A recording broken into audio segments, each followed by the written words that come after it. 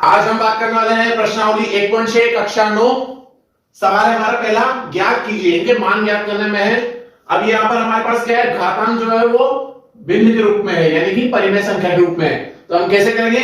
सबसे पहले हमें 64 के क्या करने पड़ेंगे? अभाज्य गुणनखंड करने पड़ेंगे। तो 64 के अभाज्य गुणनखंड क्या होते हैं? 2 का पाड़ा, सबसे पहले पीछे 4 आ रहा, 2 का पाड़ा 3 बार, 2 बार, 2 का पाड़ा बोला 1 बार और 6 बार, 2 का पाड़ा 8 बार, 2 का पाड़ा 4 बार, 2 का पाड़ा 2 बार और 2 का पाड़ा 1 बार। तो हमें 64 में कितने 2 प्राप्त हो रहे? 2 की घात 6। ठीक है, तो ये हुए हमारे 64 के गुणनखंड। अब 2 की घात 6 और ऊपर क्या लगा हुआ है? 1/2। तो 2 कोष्टक 6 की घात 1/2। अब 2 से 3 कट जाएगा तो क्या बचा? 2 की घात 3, यानी कि हमारा आंसर क्या आया? 8। ठीक है, यानी कि 64 सही 1/2 इज इक्वल टू 8। ये हुआ हमारा आंसर। अगला है हमारा सवाल 32 सही 1/5। तो हमें क्या करना पड़ेगा? सबसे पहले 32 के टुकड़े करने हैं। 32 के टुकड़े कितने होते हैं? 2 की घात 5। ठीक है, गुणनखंड करके आप कर सकते हैं। अब 2 की घात 5 के ऊपर कितना लगा हुआ है? 1/5। ठीक है, तो 1/5 यानी कि 2 की घात 5 सही 1/5 इंटू होगा 2 की घात 5 और 1/5 इंटू होगा 5 से 5 कट गया, तो आंसर क्या आया? 2। तो 2 32 सही 1/5 सॉरी 32 की घात 1/5 बराबर आंसर क्या होगा हमारा? 2।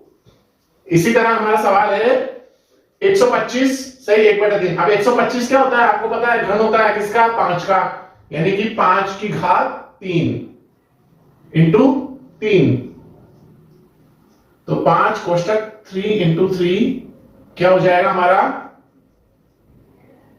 3 से 3 कट गया तो बचा 5, यानी 125 की घात 3 बराबर 5। ये हो गया हमारा आंसर। अगला हमारा सवाल है 9 सही ज्ञात कीजिए वही 9 की घात 3/2। तो हम जानते हैं 9 का पहले हम क्या करेंगे? पूर्ण वर्ग बनाएंगे, या यूं कहे तो 9 का घातांक बनाएंगे। 9 का मतलब क्या होता है? 3 की घात 2। अब 3/2 तो 3 की घात 2 इंटू 3/2, 2 से 2 कट गया तो क्या बचा हमारा? 3 की घात 3। अब 3 की घात 3 क्या होता है? अगर हम देखें 3 इंटू 3 इंटू 3, 3 क्या 9, 9 क्या 27। तो 3 का घन क्या होगा हमारा? 27, यानी कि हमारा आंसर क्या आया? 9 सही 3/2 का मतलब होगा 27। ठीक है, अगला है 32। 32 का क्या होता है? 2 की घात 5। अब 2 की घात 5 इंटू 2/5, 5 से 5 कट गया तो क्या बचा? 2 की घात 2। अब 2 की घात 2 का मतलब क्या होता है? 4, यानी कि 32 की घात 2/5 बराबर आंसर आया 4। अगला है 16 की घात 3/4। 16 का 2 की घात यानी अभाज्य गुण। देखो एक बात सुन लो, हमेशा इसमें क्या होगा? 2 क्यों ले रहे हैं हम? यहां पर हमें अभाज्य संख्या लेनी है, मतलब छोटी से छोटी अभाज्य संख्या। 4 भी ले सकते हैं हम, 8 भी ले सकते हैं। ठीक है, अभाज्य गुणनखंड ही करने होंगे। तो यहां पर क्या आएगा? 2 की घात 4 इंटू 3/4, 4 से 4 कट गया तो बचा 2 की घात 3, और 2 की घात 3 कितना होता है? 8, यानी कि 16 की घात 3/4 यानी हुआ 8। यह है हमारा आंसर। अगला है 125। 125 का क्या होगा?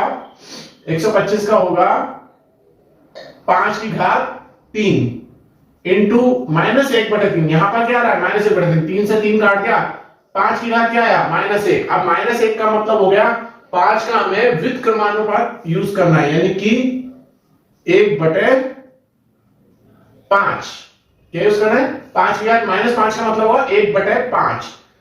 अब हमें क्या करना है, 125 की घात माइनस 1/3, यानी आया हमारा आंसर 1/5। अगला हमारा सवाल है, सरल कीजिए। यहां पर दो बीच में पॉइंट है, इसका मतलब हो गया कि इंटू होगा यहां पर, ठीक है, मल्टीप्लाई। तो 2 मल्टीप्लाई 2, ठीक है। यहां पर इसकी घात है 2/3 और इसकी घात है 1/5। अब हम जानते हैं कि अगर आधार एक जैसे हो तो घातें क्या हो जाती है, जुड़ जाती है। यानी कि 2 कोष्टक 2 की घात 3 प्लस 1/5। अब ये क्या हो गया, हमारी परिमेय संख्या हो गई। परिमेय संख्याओं को जोड़ते कैसे हम जोड़ते हैं एलसीएम लेके। 3 और 5 दोनों अभाज्य संख्या, इसलिए इनका कोई अन्य गुणनखंड नहीं है। तो हमें क्या करना पड़ेगा, एलसीएम की जगह इन्हें गुणा ही करना पड़ेगा डायरेक्ट। तो आएगा इसका 15। 15 क्या हुआ, इन दोनों का एलसीएम हुआ। ऐसी संख्या जिसमें 3 का भाग चला जाए और 5 का भी चला जाए। तो 3 का भाग कितनी बार जाएगा, 5 बार। 5 को 2 से गुणा करेंगे तो कितना आएगा, 10। यहां पर 5 का भाग 15 में देंगे 3 बार। 3 को 1 से गुणा करेंगे कितना आएगा, 3। अब 10 और 3 कितना हुए, 13। तो 2 की घात 13/15, ये आ गया हमारा आंसर, ठीक है। अगला है हमारा सवाल, 1/3 की घात 3, ठीक है, 3 की घात 3। तो यहां पर हमें क्या करना है, सबसे पहले हमें जो घात का व्युत्क्रमानुपात है, देखिए अभी पहले सवाल में हमने कहा था ना 5 की घात -1, तो उसे किसमें चेंज कर देना, 1/5 में, है ना। अब यहां हमें क्या करना है, पहले से 1/3 है तो हम इसका व्युत्क्रमानुपात यूज कर लेंगे, यानी कि 3 की घात -3, ठीक है। 1/3 का क्या बन गया, देखो 1 के ऊपर तो कोई घात का फर्क पड़ता नहीं है, ठीक है। तो क्या हुआ, 3 की घात -3 और 7।